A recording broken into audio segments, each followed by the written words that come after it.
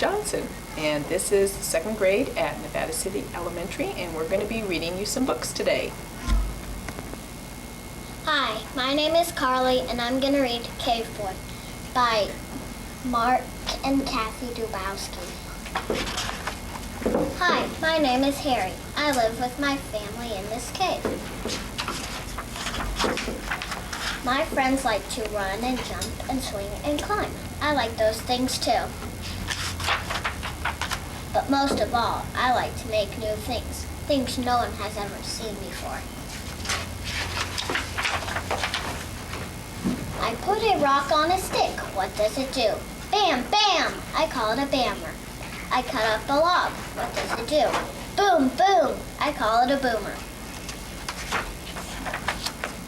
Stop all that bamming! Stop all that booming! That is Chief Grump. He's always mad about something. Tomorrow is his birthday. Maybe I can cheer him up. I will make something new, just for Chief Grump. Wow! I've never seen anything like it. My friends say, "What is that thing?" I say, "Don't look. It is a surprise." It is time for Chief Grump's party. He gets lots of presents. A rock, some wood, a fish, a bone. Chief Grump says, "I do not need this. I do not need that." He throws them down the hill. Now Chief Grump opens my present. What does it do? Everyone looks at my new thing. Does it boom? Does it bounce? Does it bite? But no one can guess what it does. Not even me. Chief Grump says, "It does not do anything." He kicks it down the hill.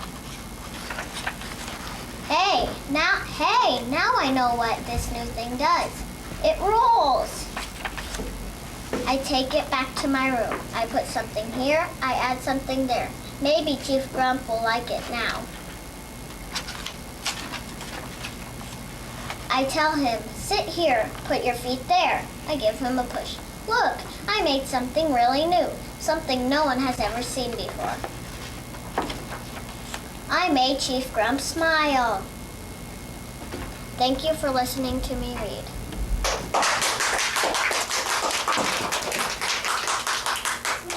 Hi, my name is Haley, and I'm going to read a silly story by Mercy May.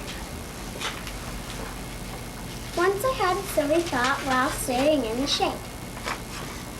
What if I'm not me? Perhaps I am a rock, or a dog, or a tree, thinking I am me. What a silly thought.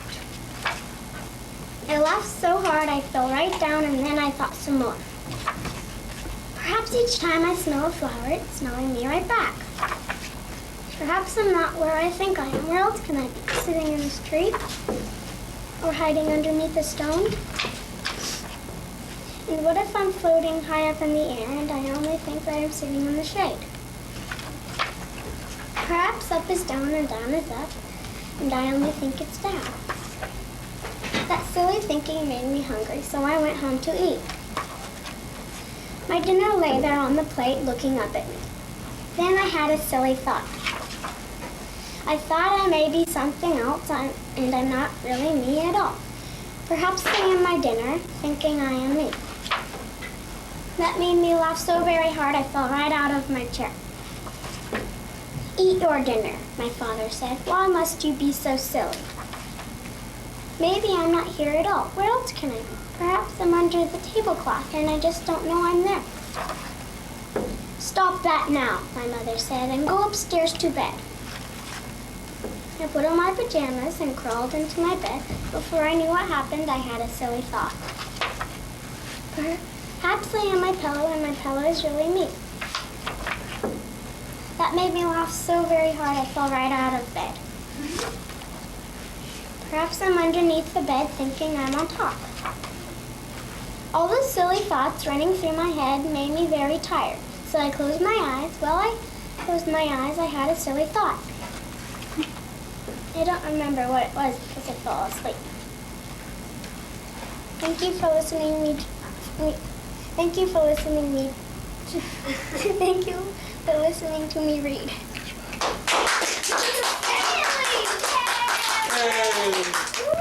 Hi, my name is Chris, and I'm going to read The Bull and the Fire Truck by Tony Johnstone, illustrated by R.W. Alley. Bernardo was a bull, big and bulky and brave. He lived with his family on a farm, but one day he was driven in a new farm in a bright red truck. The red truck made him mad. It was like a cage on the trip. He snorted at it. He tried to shake it. He tried to butt its red sides, but he was too big and bulky to move. From then on, Bernardo did not like red. Red apples, red flowers, red bandanas. Red made him mad. Bernardo roamed the fields of his new home, eating grass and growing bigger and bulkier. One day, he heard something clink, clink, clank, clank. Woo! A bright red fire truck rushed to a fire. Sped past Bernardo's field. The fire truck made him think of the other red trucks. It made him mad, so he stopped chewing grass and started chasing the fire truck. When it reached the town, the fire truck slowed down for cars. Bernardo did not slow down. Big and bulky and brave, he charged full speed ahead. Thank you for listening to me read. My friend Seneca. My friend Seneca will read the rest of the book.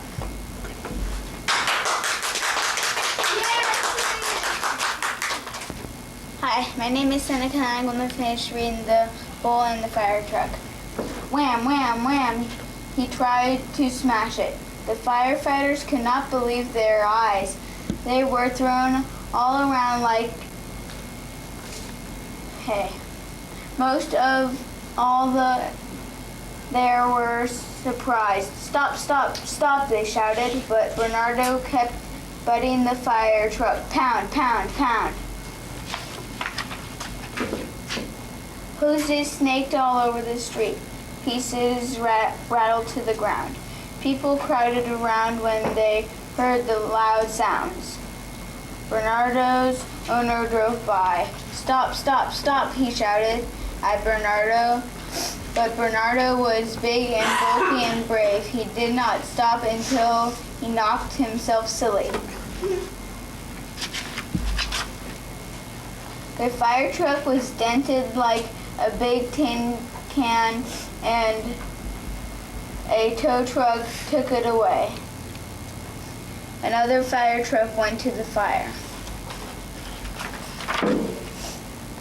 Bernardo and the firefighters went to the doctor. The firefighters had some bumps and they were fine. Bernardo had some bumps too, mostly his head hurt. What happened? The doctor asked Bernardo's owner. My bull hates red, the farmer said. So he wrecked a fire truck? The doctor smiled. He's sure got spunk. He gave Bernardo a pat. He gave the farmer a note. Keep this bull away from red. So the farmer put Bernardo in a far field where there was nothing red to make him mad. To be extra safe, he grew yellow apples, planted blue flowers, wore a purple bandana, and he painted his truck green.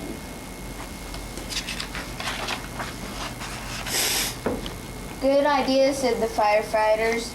They painted their truck green too. Thank you for listening to me read.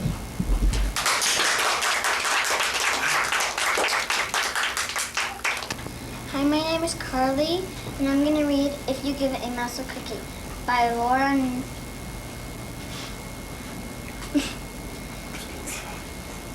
Numeraf.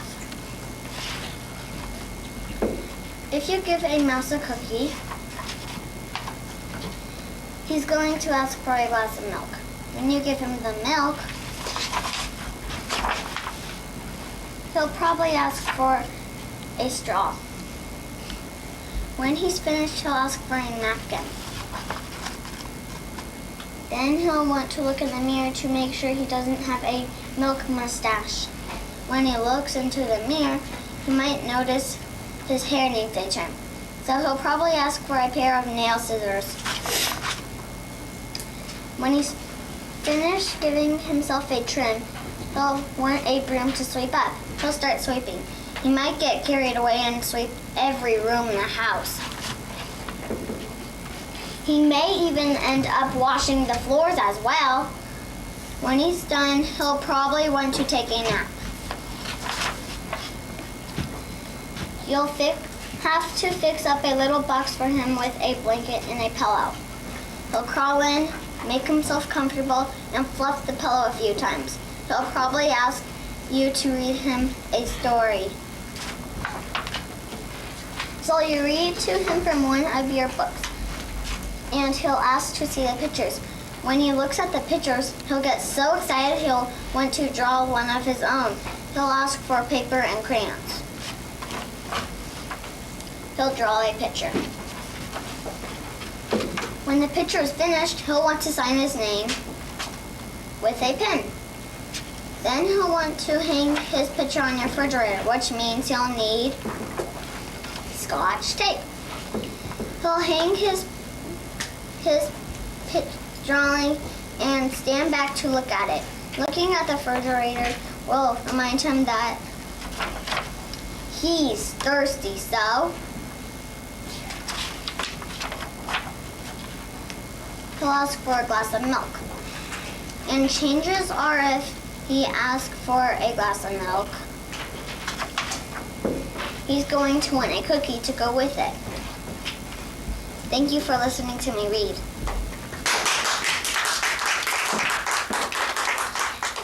Hi, my name is Napala, and I'm going to read Wake Me in Spring by James Prella. Mouse looked out from his hole and said, "It's getting cold." He shivered. Bear scratched his belly and yawned. "Yes," said Bear, "I feel winter in my bones." Bear looked at the calendar. "Time for bed," he said. "I'm so tired, I will surely sleep all winter long." "But Bear," Mouse cried, "you'll miss winter." Bear yawned and said, "I'm so sleepy, I don't care." Mouse waved his arms. "You'll miss sleigh rides in the snow," Mouse said. Bear rubbed his eyes and said, "I'm so sleepy, I don't care." "You will miss hot chocolate and steaming cups," said Mouse. Bear pulled the curtains. "I don't care," he said. "You'll miss ice skates on frozen lakes," said Mouse. Bear locked the front door and said, "I don't care. You'll miss snowmen with carrot noses," cried Mouse.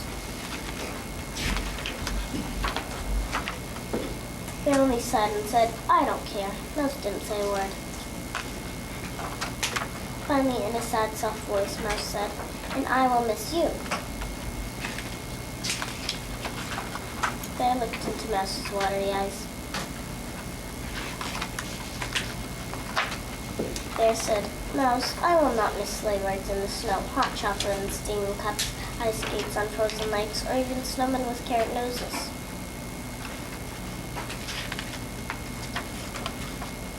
"But I will miss you. I will miss you very much." Bear bent down and gave his friend the kind hug that bears give best. A hug that lasts all winter. "My little friend," Bear explained, "please understand. A bear needs to sleep all winter long." Mouse sniffled and blew his nose. "Ker-hunk." Bear brushed his teeth and said, "Mouse, I feel winter in my bones. Please wake me in spring when flowers bloom and birds sing."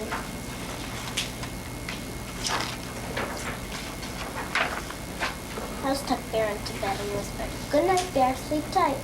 I will see you in spring when flowers bloom."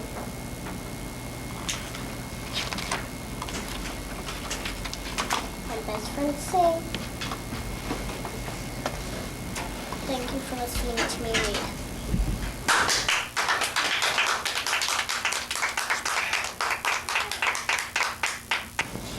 Hi, my name is Kurt Rice, and I'm going to be reading Dogzilla by Dave Pickle.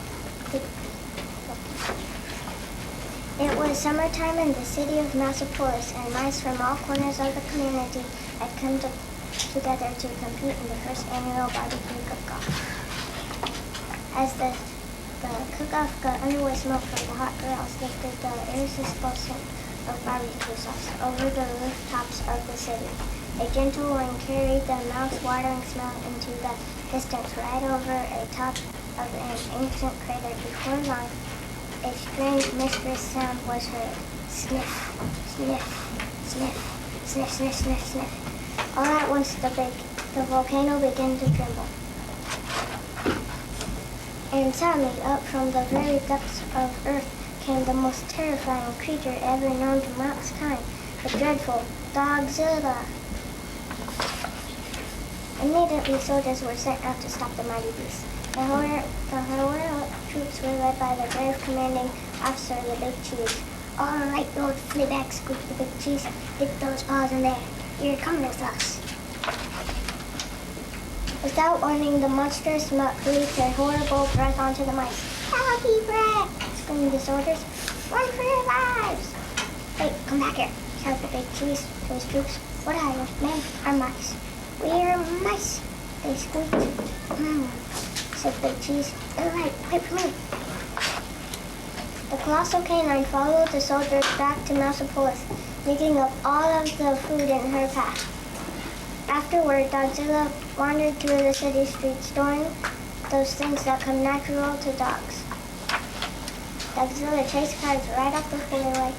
Dogzilla chewed furniture and furniture stores as well. Dogzilla dug up bones at the Museum of Natural History.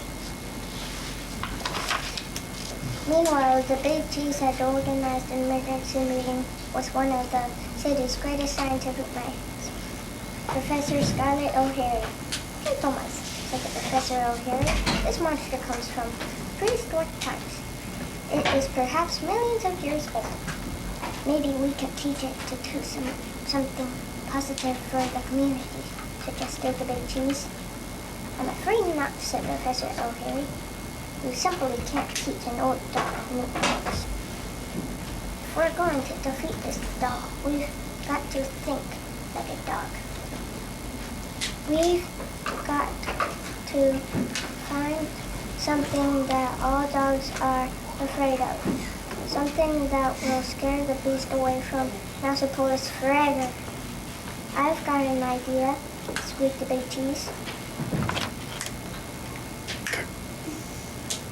Thank you for listening to me read. If you want to hear the rest of this story, you could check it out at your local library.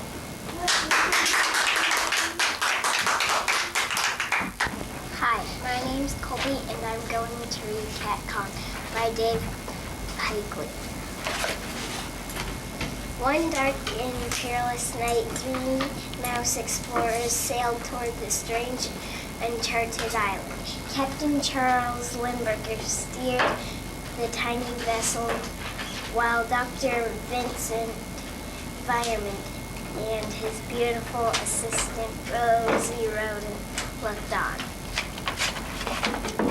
When they reached the island, the 3 explorers were astonished. A group of natives was performing an ancient ceremony, offering up a sacrificial can of tuna fish and repeating a mysterious chant. Here, kitty, kitty, here, kitty, kitty, here, kitty, kitty, kitty. Suddenly, the island began to tremble. Crashing through the thick forest came the most frightening creature ever known to mousekind, the mighty Kong. Meowing and hissing furiously, The coastal cat took 3 giant kitty steps.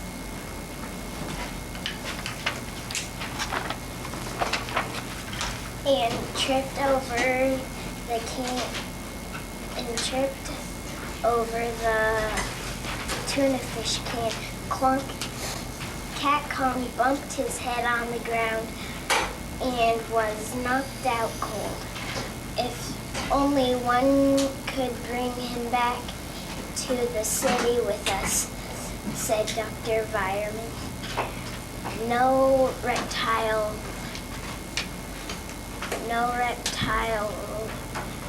rosy rodent. It would be wrong to take this creature away from its natural habitat just to satisfy our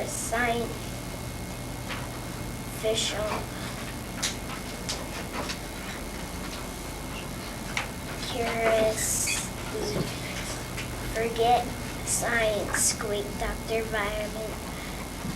Think of the money we could make. If you want to hear the rest of this book, check it out at your local library. Thank you. Thank you. Thank you for listening to me read. Thank you for listening to me.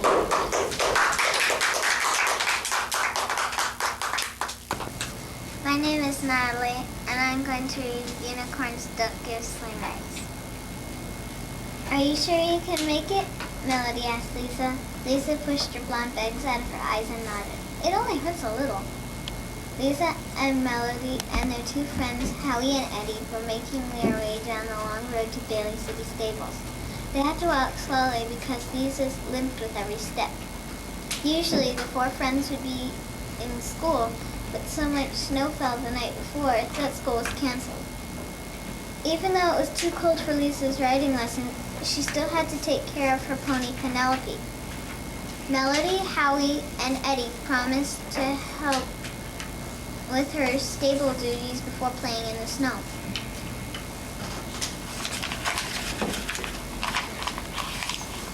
Eddie pulled his baseball cap down over his curly red hair. If you weren't such a klutz, you wouldn't have fallen down, he said.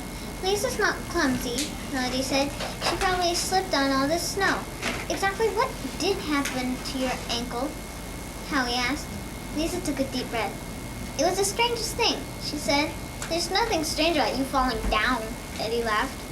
You aren't exactly the world's best athlete.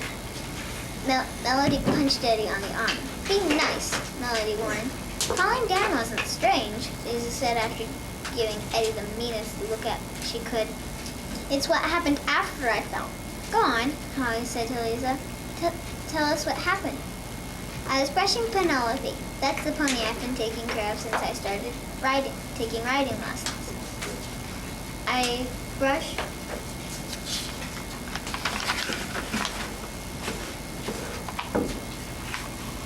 brushed her extra long because I want her coat to be shiny when she gives sleigh rides at the mall. By the time I finished, everyone else was gone except Mr. Withers, the owner of Bailey City Stables. I went out the side door and slipped on the ice. That must have really hurt, Melody said. Lisa nodded. It hurt so badly, I couldn't walk. Mr. Withers didn't know I was out there, and it was cold. I thought I would turn into a giant icicle. Eddie laughed. That wouldn't be so bad. At least icicles don't have to go to school. Howie ignored Eddie. How did you make it back to the stable? He asked. I was getting ready to yell for help when I heard them. Jingle bells coming closer and closer, Lisa said. A sleigh came through the swirling snow and pulled by a pearl-colored horse. The horse stopped right beside me. I dragged myself inside the empty sleigh, and that horse went right into the stable as if it knew exactly what to do. Thank you for listening to me read. If you want to hear the rest of this story, check it out at your local library. Hi, my name is Emily, and I'm going to read There's a Rocket in My Pocket. Did you ever have a feeling there's a basket in your basket?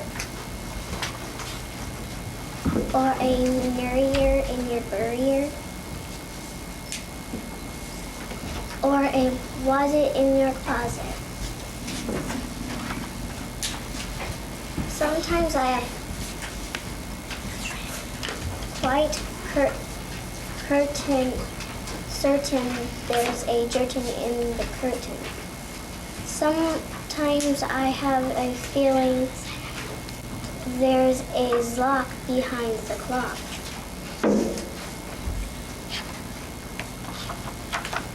And the shelf up on that shelf, I have talked to him myself. That's the kind of house I live in. There's a mink in the sink and a lamp in the lamp. And they're rather nice, I think.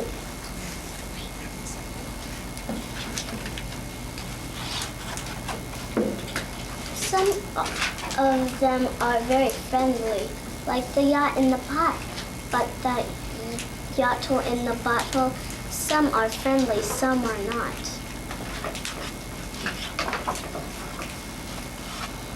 And the gear under the chair. I like the table on the table. But that gopher on the sofa, well, I wish he wasn't there.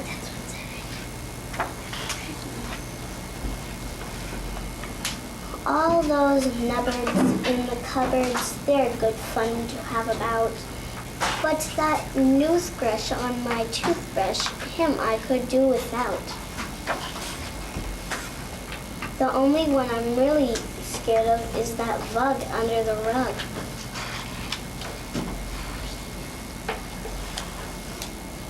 And the crummy up the chimney, I don't like him, not at all. And it makes me sort of nervous when the doll scoots down the hall. But the yaps on the steps, they're great fun to have around. And so are many, many other friends that I have found. Like the teller and the neller and the beller and the weller and the zeller in the cellar.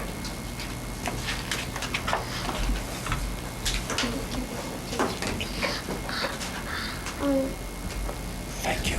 Thank you for listening to me read. If you want to know how the story ends.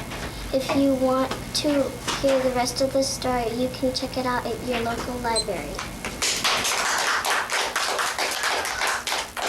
Hi, my name's Dean, and I'm reading Captains by Ursula K. Le Guin.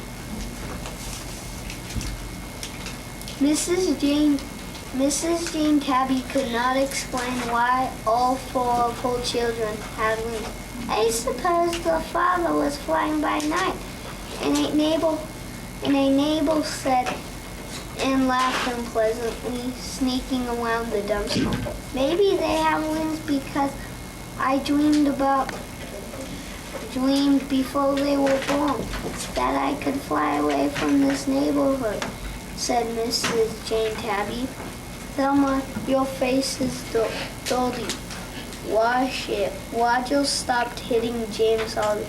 When you pull, you should close your eyes partway and knead me with your front paws. Yes, that's the way. How is the milk this morning, children? It's very good, Mother. Thank you. They answered happily. They were beautiful. Children were brought up, but Mrs. Tabby worried about them secretly. It really was a neighborhood, and getting close calls, wheels and trucks, wheels rolling past all day, rubbish and little hungry dogs, endless shoes and boots, walking and running and stamping, kicking away safely and quiet and less to eat. Most of the spills had moved away. The rats were formless and dangerous. The mice were shy and squirrely. So the children's wings were the least of Mrs. Tabby's worries. She washed the silky wings every day, along with the chins and paws and tails, and wondered about them. No, and then, but she worked too hard to find food and bringing up the family to think much about things she didn't understand.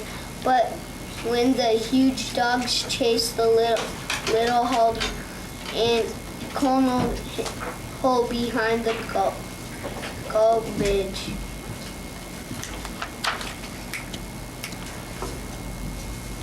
Thank you for listening. Thank you for listening. If you want to know the rest of this book, check it out at your local library. Hi, my name is Gregory, and I'm going to read Catwing's Return by Ursula K. Le Guin. Early on a rainy morning, Hank and Susan came over the hill at Overhill Farm to the old hay barn, high up in the wall of the barn loft where holes where pigeons used to fly in and out.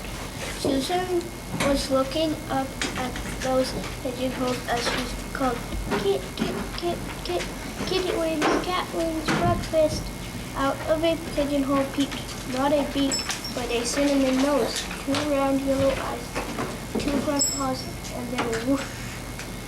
Out flew a cat with wings, a tabby cat with tabby wings. The first one out was Thelma, always an early riser.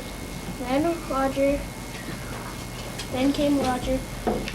Then from a different pigeonhole, little Harriet, and finally James. He flew slower than the others because his left wing had been hurt once by an angry owl, but he joined them in their flying games, tumbling in the air all around the barn and driving the woodpeckers and the oak trees crazy.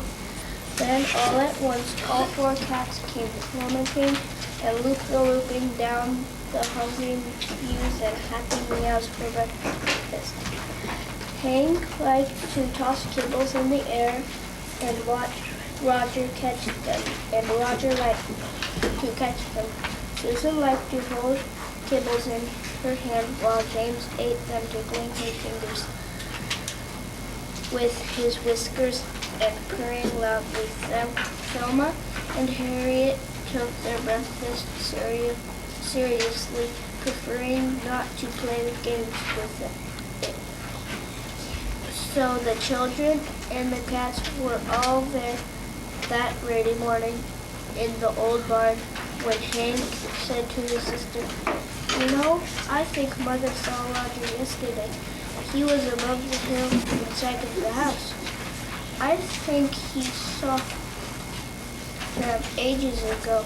She won't tell anybody," Susan said, scratching Thelma's chin. But from the moment they discovered the flying tabbies, the children had known that they must keep them a secret. They feared people who would want to put them in cages, in circuses, or pet shows, or laboratories to make money by owning them or selling them. Of course, Mother wouldn't tell, Hank said, but I'm glad nobody ever comes around this old barn. Thank you for listening to me read. If you want to hear the rest of this story, check it out at your local library.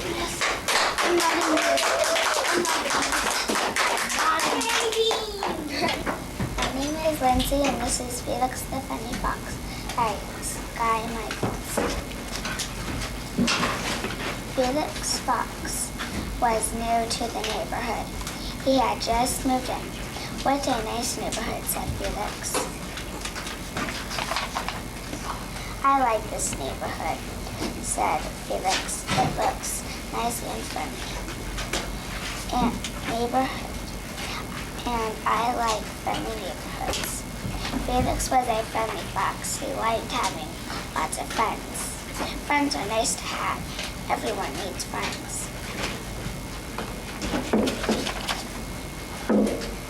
Out went Felix to meet his neighbors. Out he went to make friends. Did the neighbors want to make friends with Felix? No.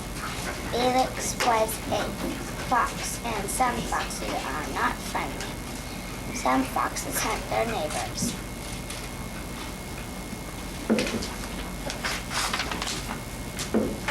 Rob Rabbit was a neighbor. He saw Felix, who did not know Felix was nice.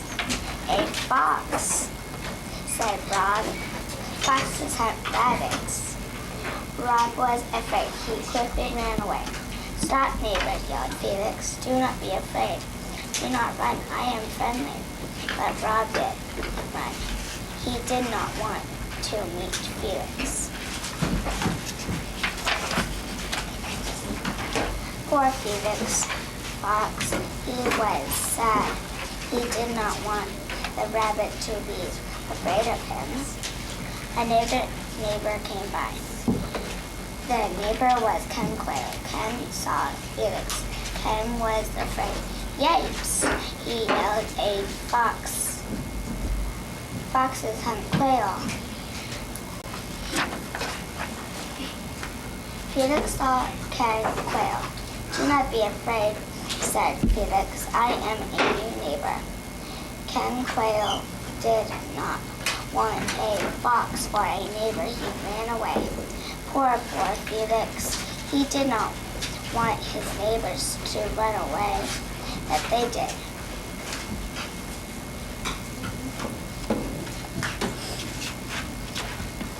This is my friend Lucas, and he's going to read the rest of this book. Thank you for listening to me read.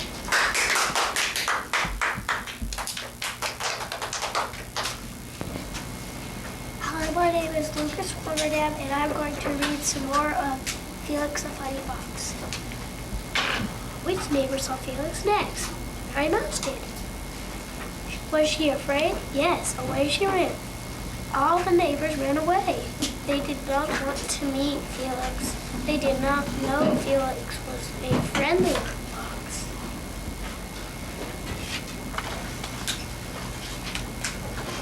Poor sad Felix. He knew a new neighborhood is not nice without friends. He said, I am not a bad fox, said Felix. I do not hunt my neighbors. I do not want my neighbors to be afraid. How can I make friends? Felix thought of a way to make friends. Felix laughed. I will be funny, he said. I will make my neighbors laugh. If they laugh, they will not be afraid. If I am funny, they will know I'm nice. How can a fox be funny? He can look funny. He can wear lots of funny things. And that is what Felix did. Felix wore a funny nose. It was a big funny nose. This funny nose will make my neighbors laugh, said Felix. Felix went out. He went out wearing the big funny nose. He went out in the neighborhood. Rob Rabbit saw Felix. He saw the big funny nose. He was not afraid. He did not run away. He laughed. Look at that funny nose, Rob said. What a funny, funny fox. He laughed and laughed. That is how Felix met Rob. That is how Rob and Felix made friends. Felix, you are a funny fox, said Rob. I am funny. I like funny foxes. The next day, Felix went out. He wore the big funny nose. He wore the big funny hat. That funny looking fox he was. Another neighbor saw Felix. The neighbor was Ken Quail.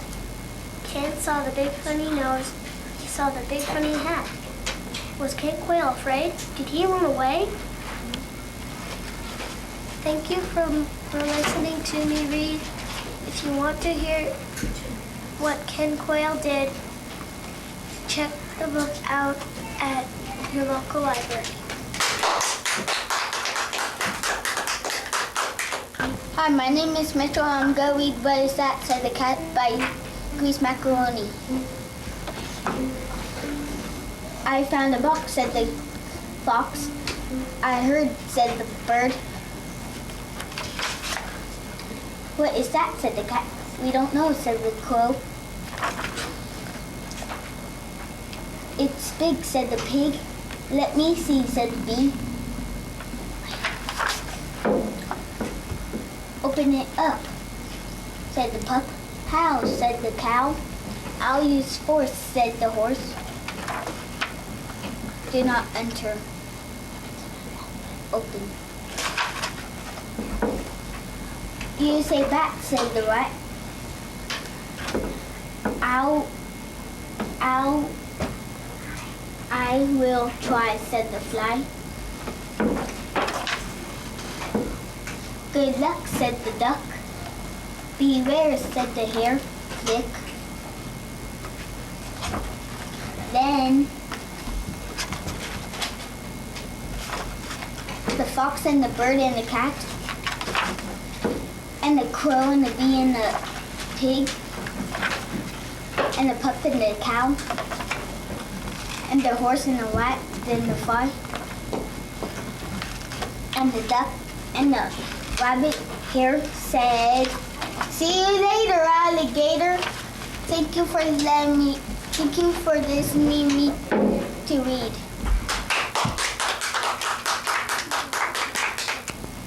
Hi, my name is Maya, and I'm going to read Flutterby by Stephen Cosgrove. In a burst of laughter and moonshine on fine and beautiful evening, Flutterby was born. As her silver blue cocoon shimmered in the starlight, she unfurled her wings and whinnied at the crystal night. For you see, Flutterby was not a common bug or butterfly, but rather a smallest of small-winged, white-flying horse. She looked about, and with a twinkle in her eye, she set off to discover her new world. The dawn of a new morning warmed her wings as she soared just as high as she could fly. She soared up and around for an hour or more as her wings grew stronger and stronger. Finally, she thought, I wonder what I am and what I'm to do. She was thinking long and hard when suddenly Flutterby noticed a group of ants working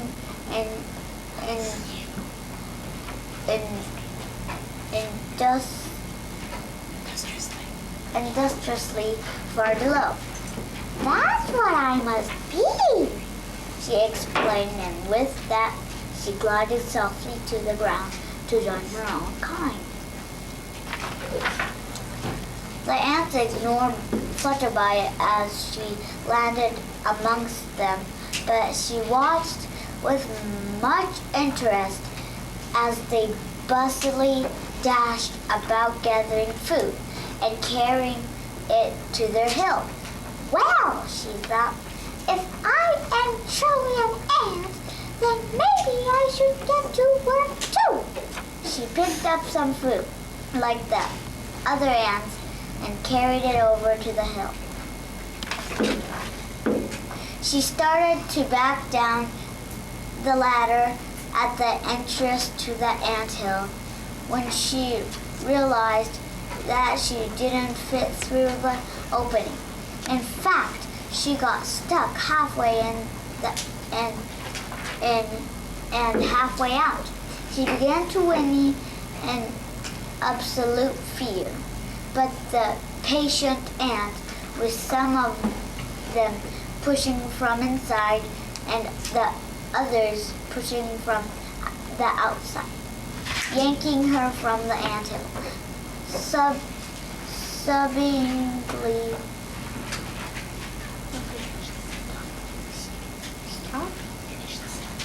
Okay. Flutterby said, if I'm an ant, then why don't I fit in our home? Thank you for listening to me read. If you want to check out the rest of the story, check out in the local library.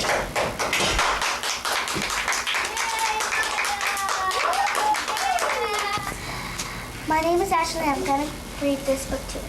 If You Give a Mouse a Cookie by Lauren Numeroff.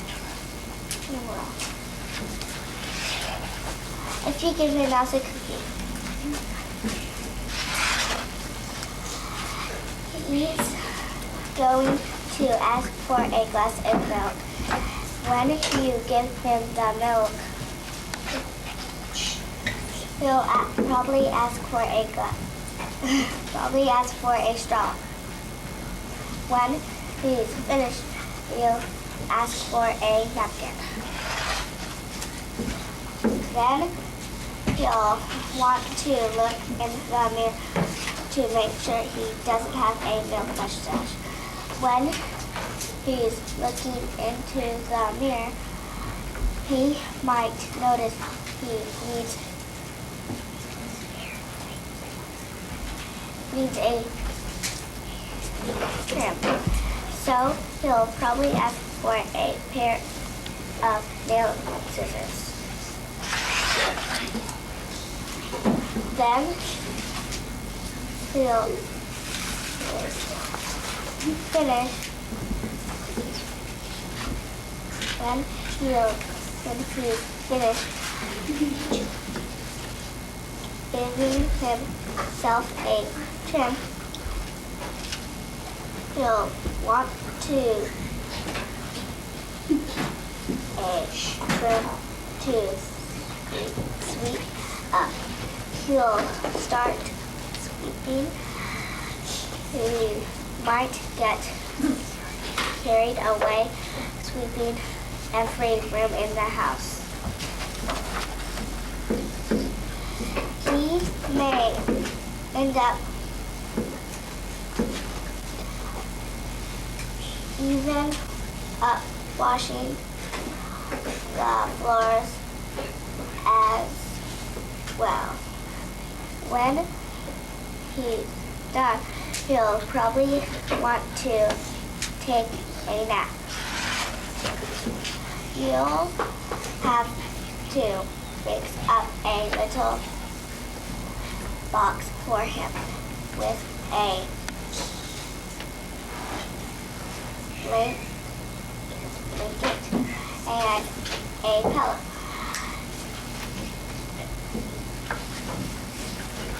Thank you for listening to me read. If you want to hear the rest of the story, please check it out at your local library.